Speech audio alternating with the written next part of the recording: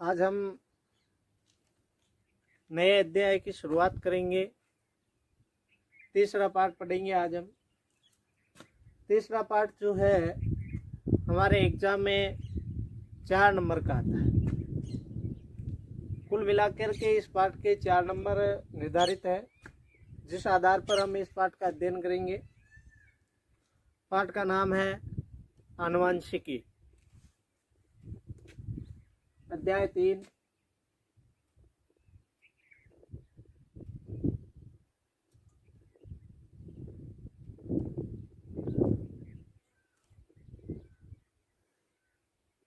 आनुवंशिकी।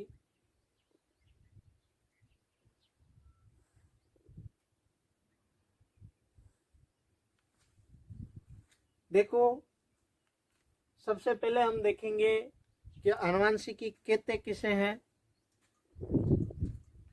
आनुवंशिकी क्या चीज होती है, इसके बारे में हम जानेंगे, इसका अर्थ जानेंगे। तो सबसे पहले हम बात करेंगे कि सजीव जो होते हैं, जीव सजीव, जिनके अंदर जो लक्षण होते हैं, उनकी विभिन्नताएं, जो लक्षणों में पाई जाने वाली भिन्नताएं होती है, उनका अध्ययन विज्ञान की जिस शाखा में किया जाता है उसे आनुवंशिकी कहते हैं। देखो,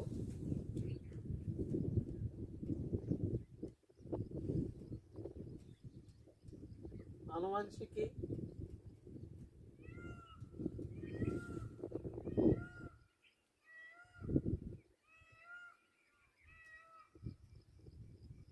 विज्ञान की वह शाखा जिसमें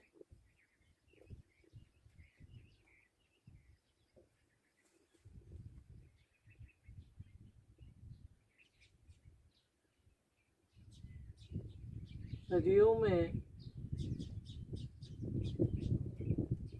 पाए जाने वाले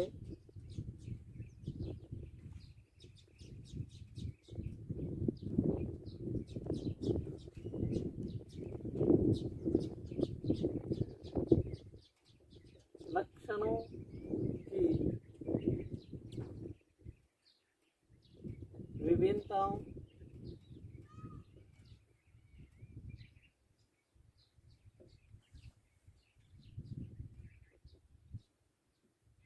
अध्ययन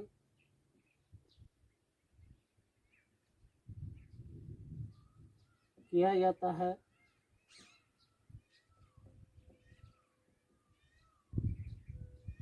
उसे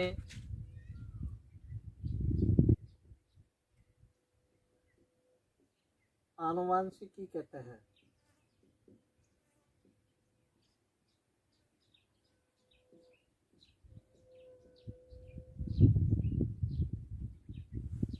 आनुवंशिकी जो है, इसको अंग्रेजी में जेनेटिक्स बोला जाता है। जेनेटिक्स, आनुवंशिकी को अंग्रेजी में क्या कहते हैं? जेनेटिक्स कहते हैं। जेनेटिक्स शब्द जो है, इसका सर्वप्रथम प्रयोग बेटसन ने किया था। बेटसन, जेनेटिक्स शब्द का सबसे पहले प्रयोग किसने किया था? बेटसन ने किया था। बेटसन एक वैज्ञानिक का नाम है। बेटसन ने क्या किया? आनुवंशिकी शब्द का सबसे पहले प्रयोग किया है। जेनेटिक्स शब्द की उत्पत्ति ग्रीक भाषा के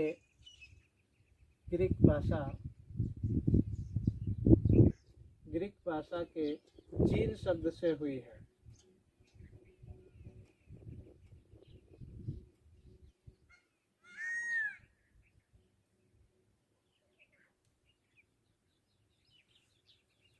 जेनेटिक्स शब्द की उत्पत्ति किससे हुई है? ग्रीक भाषा का जीन शब्द जो है, उस जीन शब्द से जेनेटिक्स शब्द की उत्पत्ति हुई है। सबसे पहले उपयोग बेटसन ने किया है। जेनेटिक्स है क्या? सजीवों के लक्षणों में पाई जाने वाली भिन्नता जो होती है, उसका अध्ययन विज्ञान की जिस शाखा में किया जाएगा उसे हम क्या कहेंगे? आनुवंशिकी कहेंगे, जेनेटिक्स कहेंगे। नेक्स्ट बात अगर हम करें तो एक और परिभाषा हम जानेंगे, वो है आनुवंशिक लक्षण।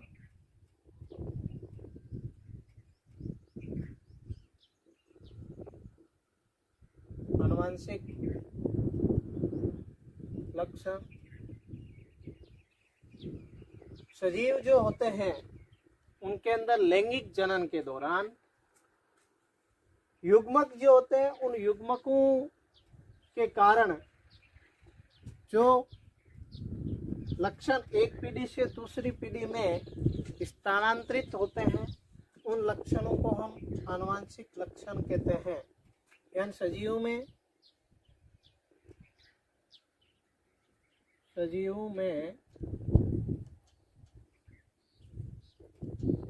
लैंगिक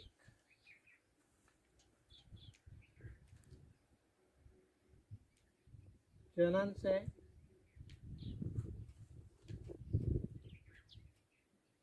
युग्मकों के कारण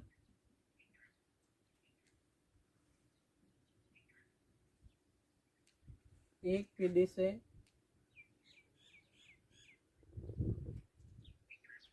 दूसरी पीढ़ी में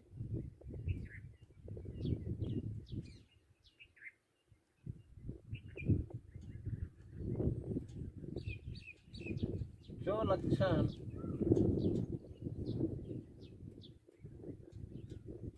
प्राप्त होते हैं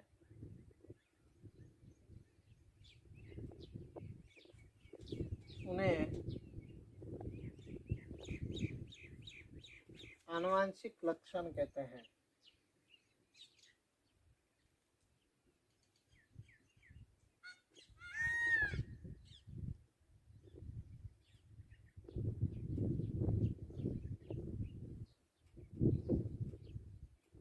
सीधे शब्दों में हम यूं कह सकते हैं कि एक सजीव जिसमें लैंगिक जनन पाया जाता है, तो लैंगिक जनन के दौरान क्या होता है, युग्मकों का निर्माण होता है, और वो युग्मक क्या होते हैं कि एक जीव जो है उसे अगले जीव के अंदर क्या होते हैं, लक्षणों को भेजने के लिए उत्तरदायी होते हैं, और जो लक्षण युग्मकों के द्वारा जाते हैं अगली पीढ़ी में, उन लक्षणों को क्या कहते हैं, आनुवंशिक लक्षण कहते हैं।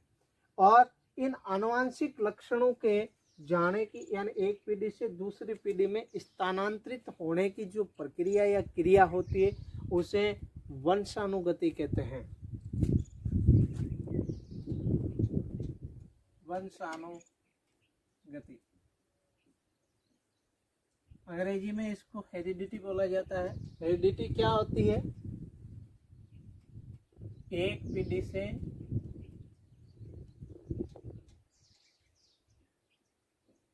दूसरी पीढ़ी में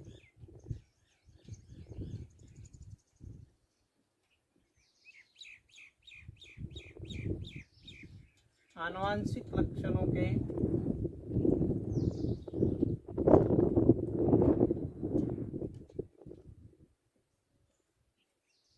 स्थानांतरण की क्रिया।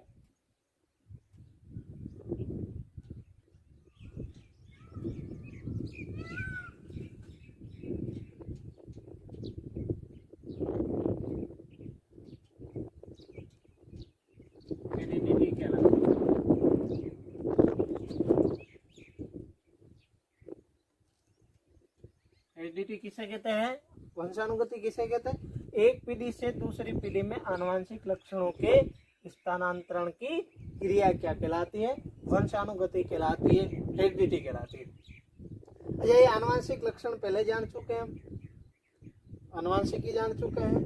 आनुवंशिक लक्षण क्या है, जो लक्षण जाएंगे उन लक्षणों को तो कहेंगे आनुवंशिक लक्षण, और जाने की ये क्रिया जो होगी, स्थानांतरण की जो क्रिया होगी उससे कहेंगे वंशानुगति। वंशानुगति शब्द का प्रतिपादन स्पेंसर ने किया था।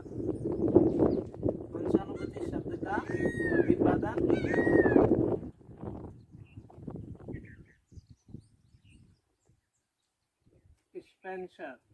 स्पेंसर नामक वैज्ञानिक ने क्या किया था, वंशानुगति शब्द का प्रतिपादन किया था।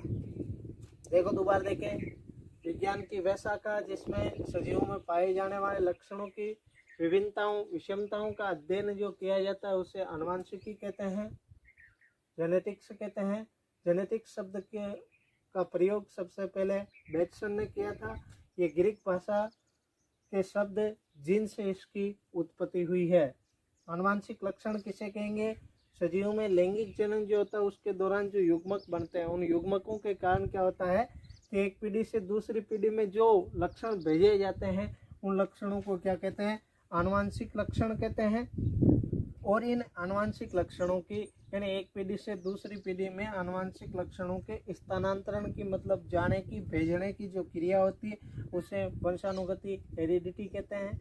हेरिडिटी शब्द का प्रतिपादन किसने किया था? स्पेंसर नामक वैज्ञानिक ने किया था।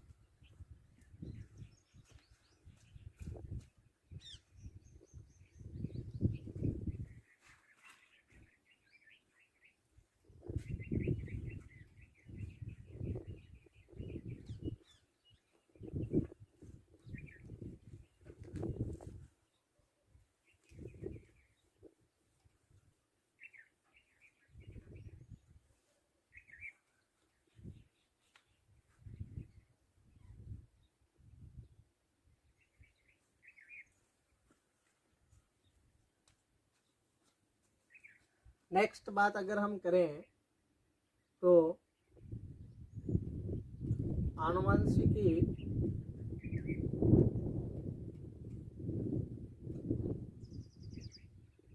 के जनक ग्रेगर जॉन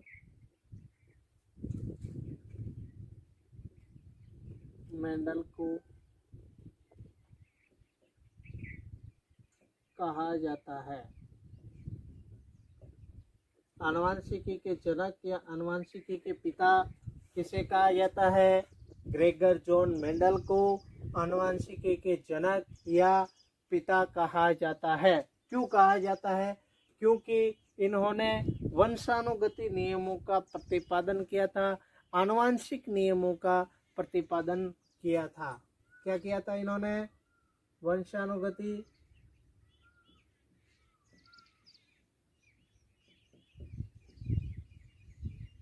नियमों का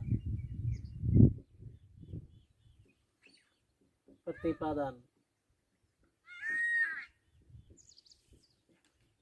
यानी कि एक पीढ़ी से दूसरी पीढ़ी में जो लक्षण सजीवों में भेजे जाते हैं लैंगिक जनन के दौरान, उन नियमों का प्रतिपादन, वंशानुगति नियमों का प्रतिपादन किसने किया था? ग्रेगर जॉन मेंडल ने किया था। इसलिए इनको क्या कहा जाता है? आनुवंशिकी के जनक कहा जाता है। देखो हम मेंडल का जीवन परिचय पढ़ेंगे। मेंडल का जीवन परिचय। मेंडल का जीवन परिचय इम्पोर्टेंट प्रश्न बनता है इस बात की दृष्टि से। 4 नंबर के प्रश्न में मेंडल का जीवन परिचय का संक्षिप्त में विवरण लिखो या मेंडल का जीवन परिचय संक्षिप्त में बताइए। तो सबसे पहले हम क्या करेंगे, ये बात बताएं आप कि मेंडल का जन्म, मेंडल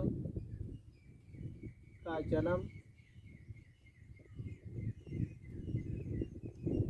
22 जुलाई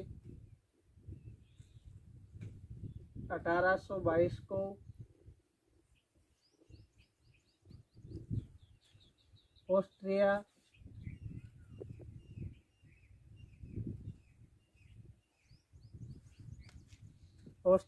के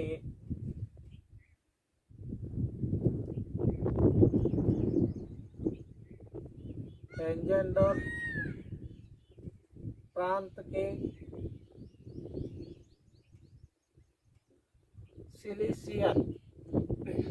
सिलिसियन ग्राम में हुआ।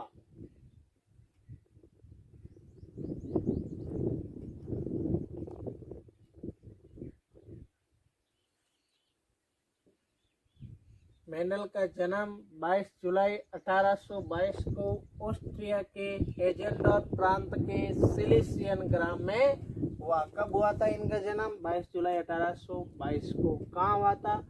ऑस्ट्रिया के एजेंडोर प्रांत के सिलिसियन ग्राम में हुआ था। दूसरी बात आप बता दें कि मेंडल ने मेंडल ने वंशानुगति नियमों का प्रतिपादन किया।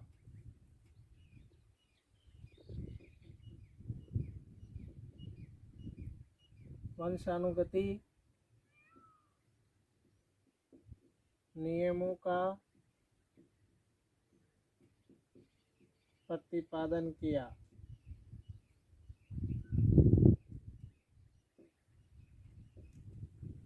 नेक्स्ट बात आप बताएंगे कि मेंडल ने 1842 में दर्शन शास्त्र की डिग्री प्राप्त करके 1843 में ऑस्ट्रिया के ब्रुन शहर में चर्च में पादरी के पद पर नियुक्त हुए। 1842 में दर्शन शास्त्र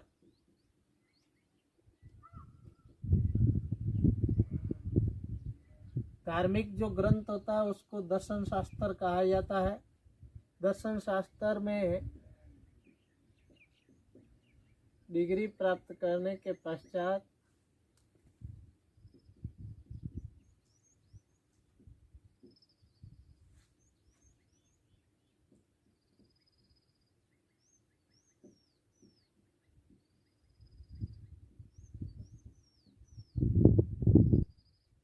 अठारह सौ 43 में ब्रुन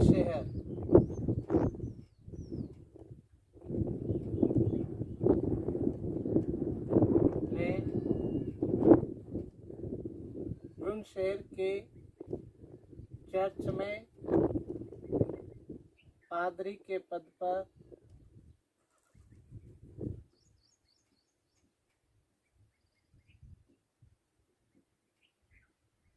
नियुक्त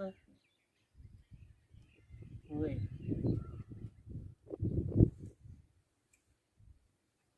अठारह सौ 42 में क्या हुआ, दर्शन शास्त्र में डिग्री प्राप्त की और 1843 में ऑस्ट्रिया का ही शहर है, कौन सा, ब्रुन शहर, जिसमें वो चर्च में क्या बने, पादरी। जैसे अपने मंदिर होता है वैसे चर्च होता है, पुजारी की जगह क्या होता है, पादरी होता है। तो चर्च में क्या हुआ, पादरी के पद पर नियुक्त हुए। यहाँ चर्च में रहते हुए मेंडल ने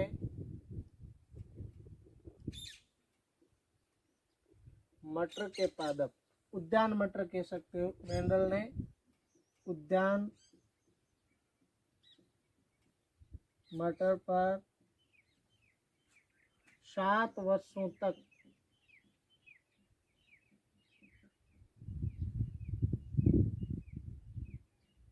संकरण प्रयोग किए।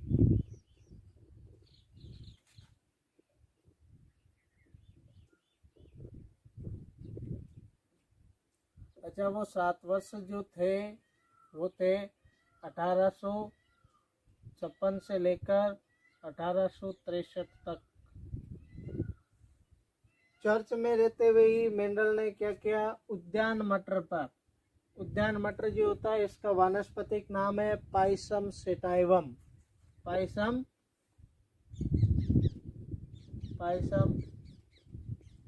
सेटाइवम,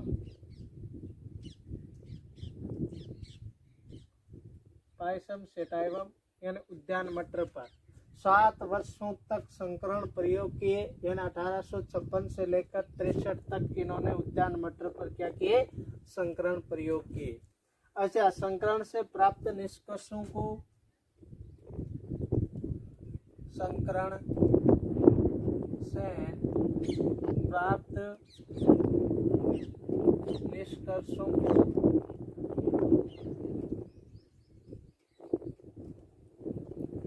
1865 में ब्रुन सोसाइटी ऑफ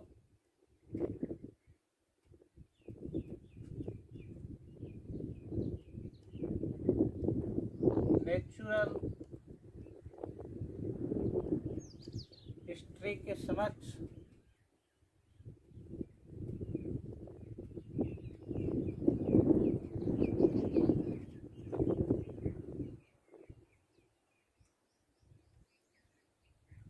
शोध पत्र के रूप में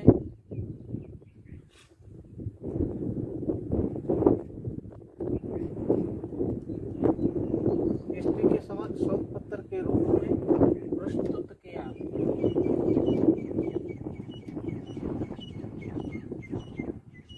यानी कि मेंडल ने जो 7 वर्षों तक संकरण प्रयोग किए थे उनको इन्होंने 1865 में ब्रुनशेयर की सोसाइटी जो नेचुरल ऑफ हिस्ट्री है, ब्रुन सोसाइटी ऑफ नेचुरल हिस्ट्री के समक्ष उन्होंने क्या है, शोध पत्र के रूप में इन संकरण प्रयोगों को प्रस्तुत किया। अब सोसाइटी ने क्या किया, 1866 की वार्षिकी में सोसाइटी ने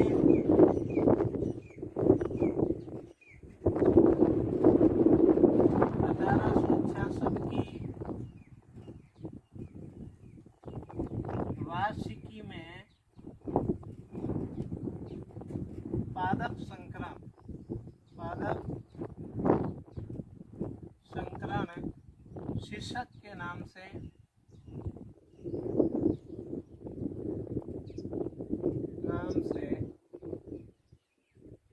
प्रकाशित किया।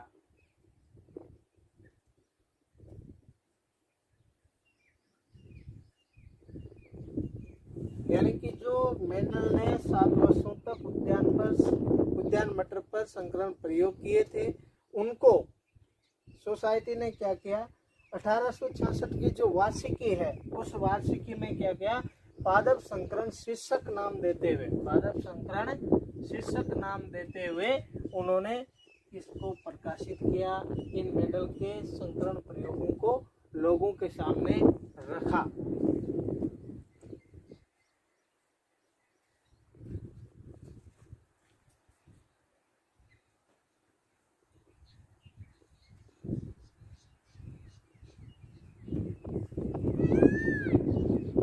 मेंडल के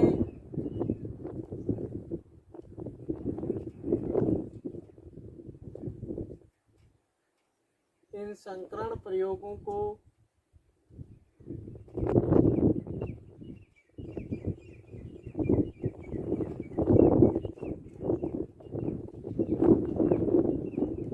मेंडलवाद भी कहा जाता है। मेंडल ने जो संकरण प्रयोग पादप पर किए थे उनको क्या कहा जाता है, मेंडलवाद भी कहा जाता है।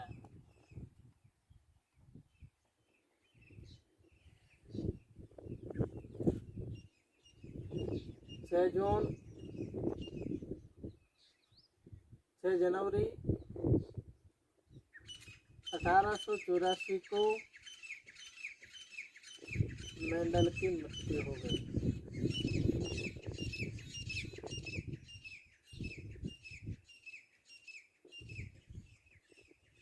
देखो, जन्म 22 जुलाई 1822 को ऑस्ट्रिया के हेजेनडॉर्फ के सिलेसियन ग्राम में आनुवंशिक नियमों का प्रतिपादन किया। 1842 में दर्शन शास्त्र में डिग्री प्राप्त की। 43 में पादरी के पद पर नियुक्त हुए। यहाँ पर रहते हुए उन्होंने उद्यान मटर पायसम सेटाइवम पर 7 वर्ष 1856 से लेकर 63 तक संकरण प्रयोग किए। उसके बाद जो निष्कर्ष इन्होंने निकाले थे उनको 1865 में ब्रुन सोसाइटी ऑफ नेचुरल हिस्ट्री के समक्ष शोध पत्र के रूप में प्रस्तुत किया। सोसाइटी ने 1866 की वार्षिकी में इनको पादप संकरण प्रयोग शीर्षक नाम देते हुए इनको क्या किया, प्रकाशित किया। और इसके जो संकरण प्रयोग है इनको मेंडलवाद के नाम से भी जाना जाता है। 6 जनवरी 1884 को मेंडल की मृत्यु हो गई।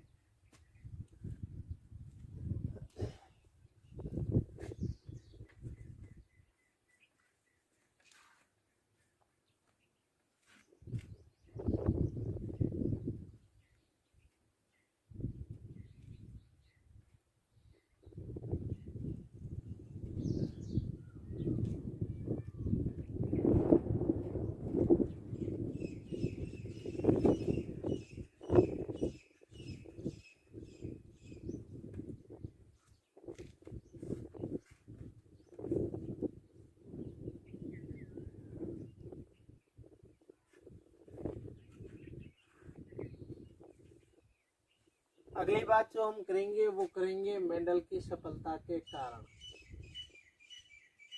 मेंडल की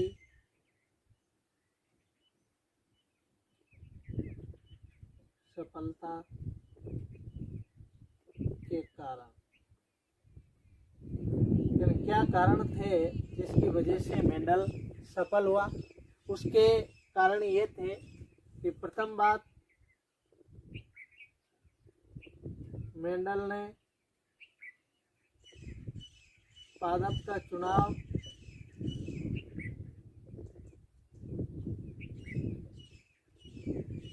सावधानी पूर्वक किया था।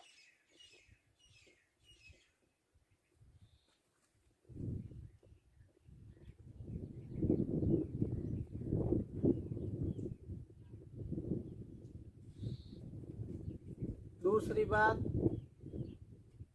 एक समय में एक ही लक्षण की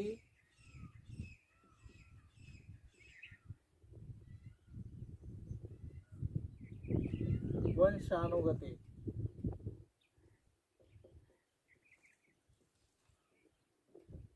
अध्ययन किया।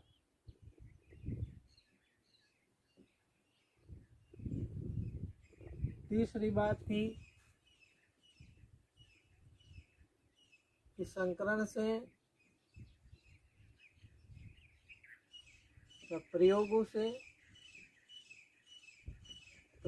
से प्राप्त आंकड़ों का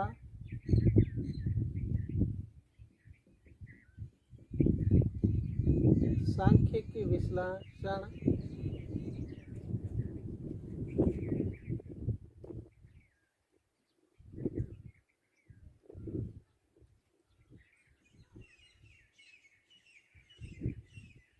सावधानी पूर्वक किया।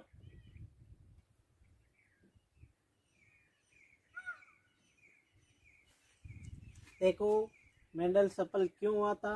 प्रथम बात, मेंडल ने जो पादप का चुनाव किया था वो बड़े सोच समझकर सावधानी पूर्वक तरीके से किया था। दूसरी बात है, वेरी इंपॉर्टेंट है कि एक समय में एक ही लक्षण की वंशानुगति का अध्ययन किया था। मेंडल ने जो प्रयोग किए हैं पादप मटर पर, उस प्रयोग में क्या हुआ कि जब उन्होंने क्या है, एक समय में जब वो एक पौधे पर अगर अध्ययन कर रहे हैं तो एक वक्त में उन्होंने एक ही लक्षण को लेकर के वंशानुगति जो अध्ययन है वंशानुगति का वो किया था कि ये लक्षण एक पीढ़ी से दूसरी पीढ़ी में किस प्रकार से प्रभावी होगा, किस प्रकार से जाएगा। तो एक लक्षण का एक समय में ही अध्ययन। तीसरी बात है कि जो भी प्रयोग इन्होंने संकरण प्रयोग पादप पर किए थे उनका जो सांख्यिकी विश्लेषण है, यानी कि जो आंकड़े जो इन्होंने दिए थे एक पीढ़ी से दूसरी पीढ़ी में जो लक्षणों के, वो बड़े सावधानी पूर्वक तरीके से दिए थे, जिस कारण से मेंडल क्या हुआ, सफल हुआ। नेक्स्ट बात हम करेंगे, मेंडल ने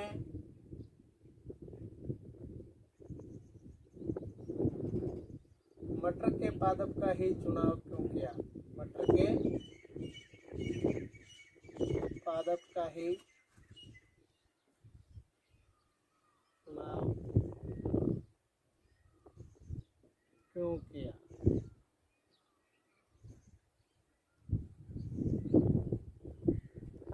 यानी क्या कारण था कि मेंडल ने मटर के पादप को चुन करके उस पर जो वंशानुगति आनुवंशिकता के ये नियम जो है इनका प्रतिपादन किया। किसी और वृक्ष का भी तो वो चुनाव कर सकता था। क्या वजह थी कि उन्होंने मेंडल के मटर के पादप का ही चुनाव किया। फर्स्ट बात अगर हम देखें तो एक वर्षीय पादप होने के कारण, एक वर्षीय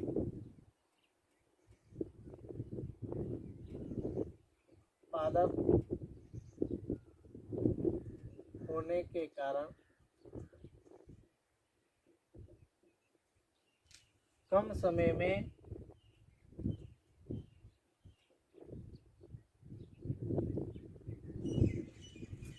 अनेक पीढ़ियों का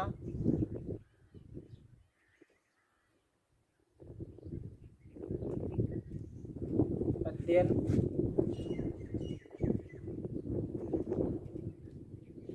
किया जा सकता है।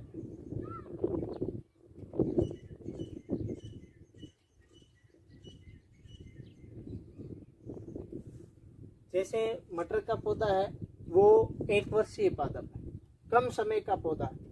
अगर वो बहुवर्षीय पादप को लेकर के संकरण प्रयोग करते तो उससे क्या होता कि वो एक बार में एक लक्षण की वंशानुगति का अध्ययन कर रहे हैं, कितना समय लगता उन्हें, यानी 1 या 2 लक्षण की अध्ययन करने में उनकी पूरी जिंदगी है वो खत्म हो जाती। तो इन्होंने क्या किया है कि प्रथम बात, पहला कारण तो ये था कि मटर का पौधा कम अवधि का है, 1 वर्षीय पादप है, इसलिए कम समय में अनेकों पीढ़ियों का क्या किया जा सकता है, अध्ययन किया जा सकता है। दूसरी बात, द्विलिंगी पुष्प होने के कारण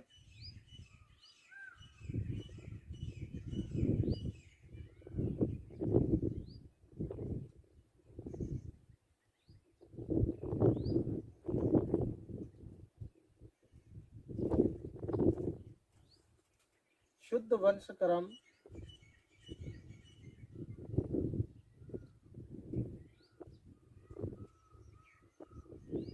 आसानी से प्राप्त किया जा सकता है।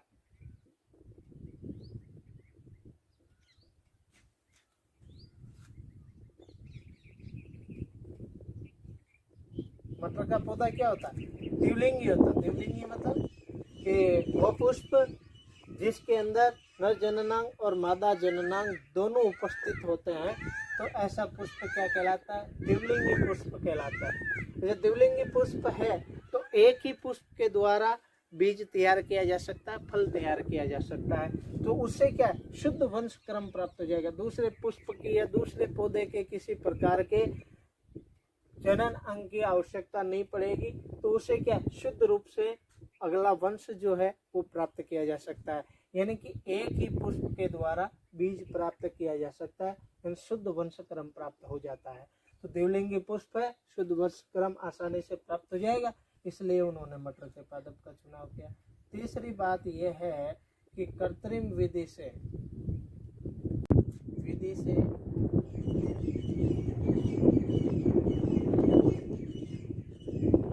विपुषण की क्रिया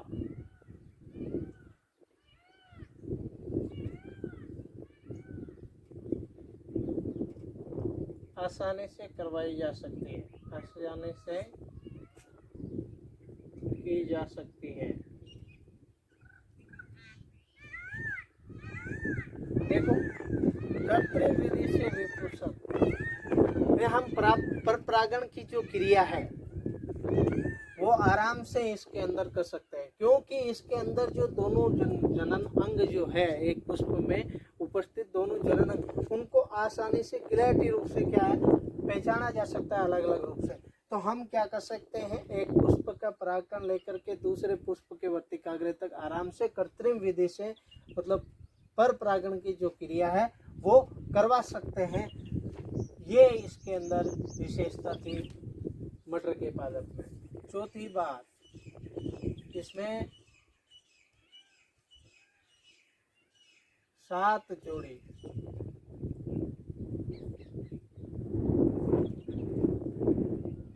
स्पष्ट दिखाई देने वाले